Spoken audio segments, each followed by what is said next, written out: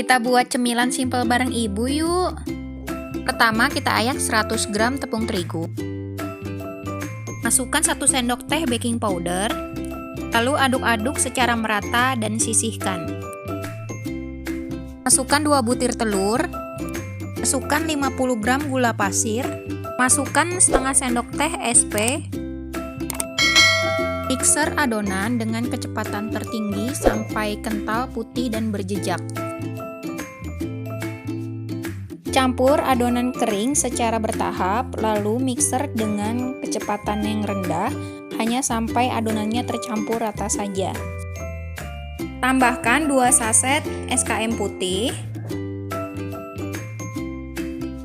Lalu aduk rata kembali dengan kecepatan kecil sampai tercampur rata. Bagi adonan sama banyak, lalu pindahkan ke wadah terpisah. Di sini ibu pisahkan menjadi 4 wadah. Beri warna yang berbeda pada masing-masing wadah, lalu diaduk secara merata. Untuk warnanya bebas ya, Mam. Siapkan cetakan, lalu olesi dengan minyak atau mentega agar tidak menempel. Tuangkan adonan pada wadah cetakan. Untuk penataannya ini sesuai selera kalian ya, Mam. Ketuk adonannya agar tidak ada udara yang terjebak di dalam adonan. Kukus adonan kurang lebih 30 menit. Kalau sudah 30 menit, ini kita tes untuk kematangannya dengan cara ditusuk. Apabila tidak ada yang menempel, berarti bolu rainbow-nya sudah matang.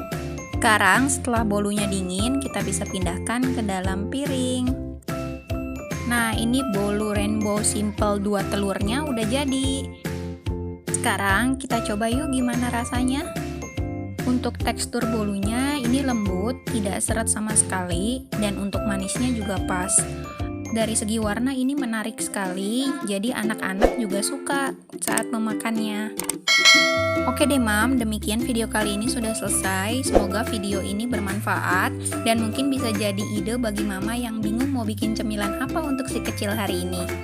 Mohon bantuannya untuk like, share, komen, serta subscribe kalau mama suka dengan video ini. Terima kasih, sampai jumpa lagi.